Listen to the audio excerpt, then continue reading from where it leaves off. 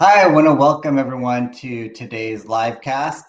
Uh, just if you go ahead and post your comments below if you have questions, let me know where you're listening from so you can get your questions answered. All right. Well, wanted to just talk about a couple questions that we were not able to get to last week, and hope all of you are surviving the heat. If you're in a hot area where it's already heating up over here in Sacramento, getting into the 80s today. And want to thank you for those of you who are joining. Let me know where you're from, and you can post your questions in the comment section. And so we're going to just jump right into it. One of the first questions that we have is if you have a J1 waiver pending, and welcome to all of you who are joining, and you can post your comments or questions below and let us know where you are listening from. So one of the questions that we have is, if you have a J1 hardship waiver pending, can you go ahead and apply for the green card? So right now, it's recommended not to apply for the green card application is known as the 485 application. So there's two parts to the green card application. There's the I-130, and then there's also the 485. So you can file the first step, the I-130 petition, that's showing that you have a real relationship, a bona fide relationship.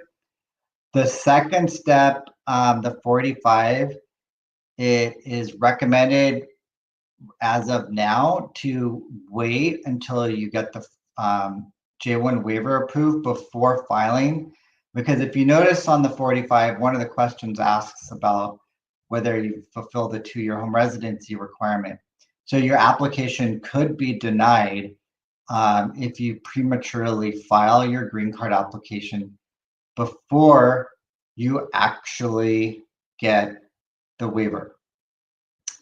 Another topic that I want to cover, and if you have questions, you can go ahead and post them in the comments and let me know where you are listening from, what part of the country you're from.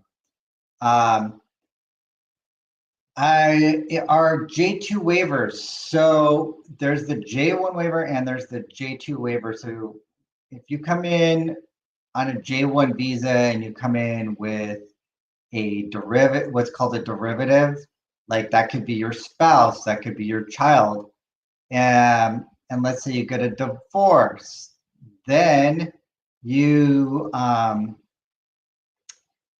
then the derivative, the spouse in that situation, would need to get a J2 waiver.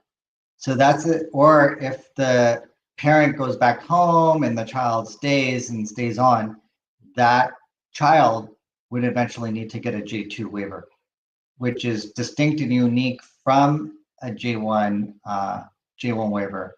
And if you have questions, you can also schedule a consultation with us at 916-613-3553 if you wanted to go more in depth and you had a consultation as well. All right. Hi, Raj. Okay.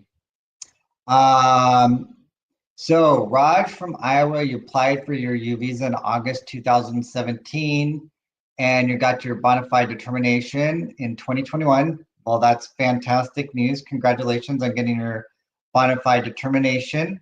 So looks like that took about 4 years for you, and that's good for you, the listeners too, to know that as well. We're seeing bona fide determinations even faster than that, and now you want to know about the approval wait time. And oh, thank you, Raj. I appreciate the kind words. So we've gotten them approved like early 2017 to 2016. So I'm hoping you'll hear something within about a year. So just hang in there. And if you want to post your comments, go ahead and post your comments in the chat section. And let me know where you're from. So we have immigration is federal law, so we do represent clients throughout the United States because it is federal law, it's not state law, so we're allowed to do that. And go ahead and post your comments, questions. Otherwise, we will just catch up on our next live cast. And since we don't have any more comments or questions, I want to thank everybody for joining. and we will just stay tuned. We'll post on either Instagram, YouTube, and Facebook when our next live cast will be to keep you posted. And thank you everybody for joining, and have a great day. Make sure you stay hydrated, and bye for now.